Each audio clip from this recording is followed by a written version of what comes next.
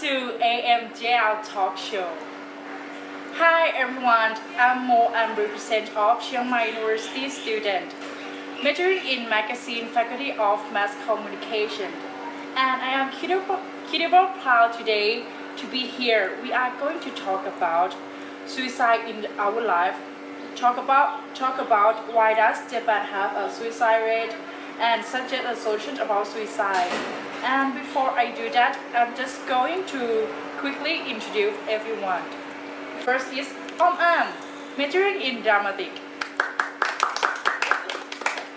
Second is Liton, majoring in dramatic. And the last is Jack, majoring in public relations and advertising.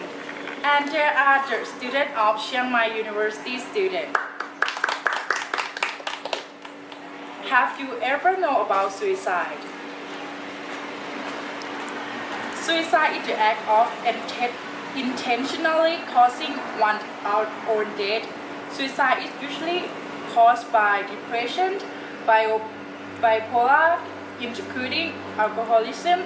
All of the lessons can happen to everyone.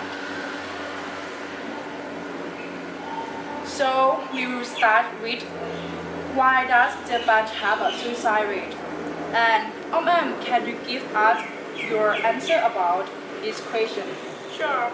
So the answer is first, Japan have such a high rate suicide by historical practice because lots of people Japanese can just kill yourself and insurance will pay out. Second, Japan have such a high rate suicide by financial because the evidence suggests because they have lose hope and are incapable of seeking help. Okay, thank you very much for your answer. And Jack, can you also get your answer? The answer is Japan sucks at a high rate suicide by isolating technology. Because financial anxiety and insecurity are compound by Japanese culture of not complaining. Thank you. And could you suggest us a solution about suicide? Yes, certainly. From the research, the author showed that his solution is making people smile as much as possible. Every video he made, it relates to this always. Sometimes he asks crazy questions just because he wants to see people smile and show this to others. The more smile, the less suicide in Japan. Thank you very much. And this is the answer about what should you do if someone won't tell you. What should you do if someone tell you they are thinking about suicide by interviewer?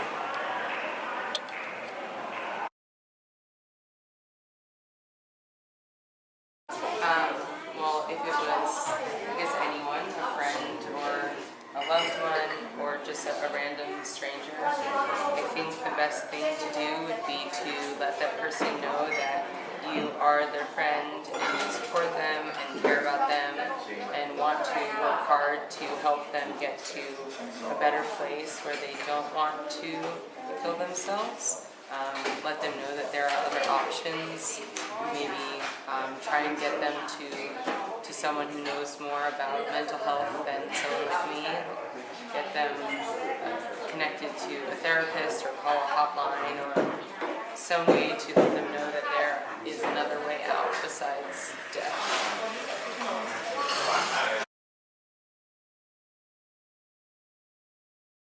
So I work as the principal of an elementary school. I've been working as a principal for the last 8 years. And so we've had many students that that have talked about wanting to kill themselves. And when that happens, you have to contact the counselor right away, even if it's something, whether they write it or they say it. The counselor in the school needs to be made aware immediately. The counselors have then the right in that situation to contact outside help if needed. So a suicide prevention hotline or another type of psychologist or someone that could help them. Families need to be notified right away, and we get that child the help that they need immediately. And we kind of talk them through why they might be feeling that way and make sure that they're around people that they trust. Yeah, so that's what I've done in the past for students that have talked about suicide.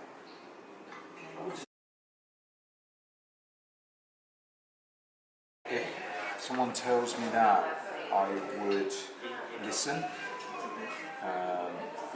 because it's a very important subject and they could be asking for help because some people who want to do this, then they don't say anything, they just commit suicide. So if they're saying they're going to do it, then it means that they're asking for help. So I would try and direct them towards someone, a phone number, or someone who can help professionally. But I would say, please don't do it. I know it's a very difficult area.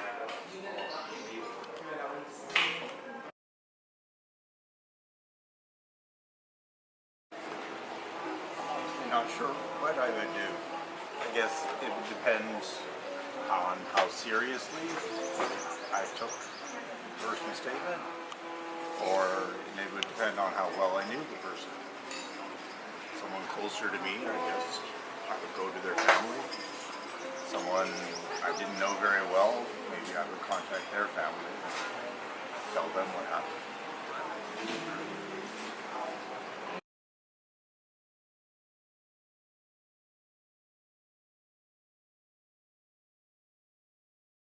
How to cope with people after they try to suicide.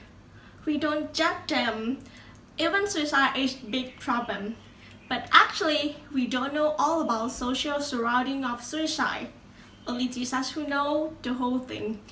And so we should accept and respect to alteration, take care of them, but don't too much. Because they want to be a normal in social. Their aim is fight to access of problems, and suicide is their choice. Actually, they don't want to die. They just want to stop knowing, stop hurt, and go far away from the worst thing. So, the best thing that you must do is talk with them. Be good at consultant and don't leave them alone. Thank you. Hi everyone in AMJL talk show today. I'm gonna tell you some warning signs are indicators that a person may be in acute danger and may urgently need help.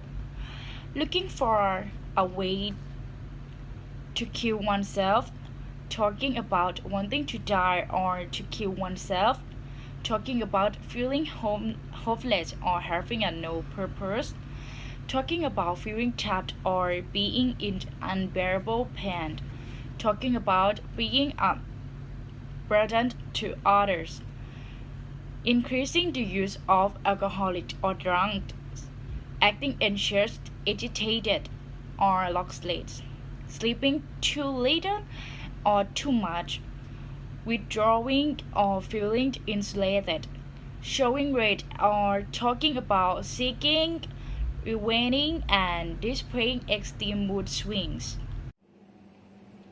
5 simple steps for suicide prevention. First, ask.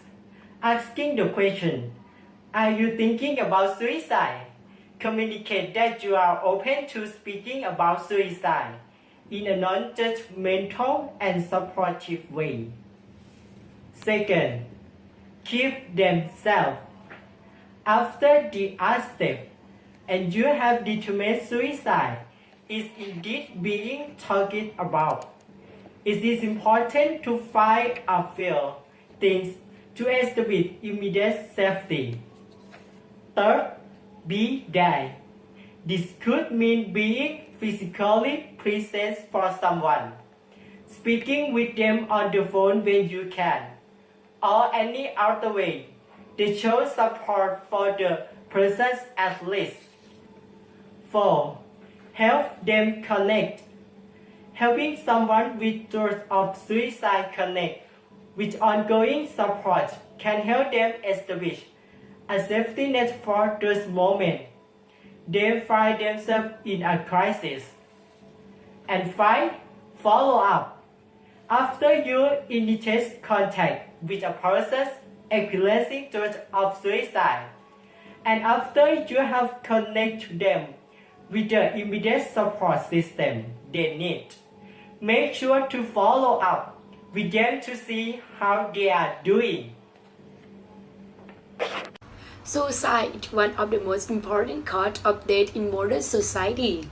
To develop more expensive preventive measures, we have to be aware of and learn more about it. People who have suicidal thoughts are often feeling of sadness or hopeless, that they think they have no other option. Why it can be hard to know how someone is feeling on the inside. It's important to recognize a family member or a friend who may be experiencing suicidal thoughts. Taking action and getting someone to help the need may help prevent a tragic suicide attempt or death. I'm going to talk about the cause of suicide. Many factors increase the risk for suicide. These factors are separated in 3 categories. The first one is biopsychosocial. Cause account for the most suicide and attempt suicides. This cause include mental health disorders such as bipolar disorder, anxiety disorder, and personality disorder. The second one is environmental factors that increase the risk for suicide often occur due to a stressful life event. This may include the loss of a person, pet, or job.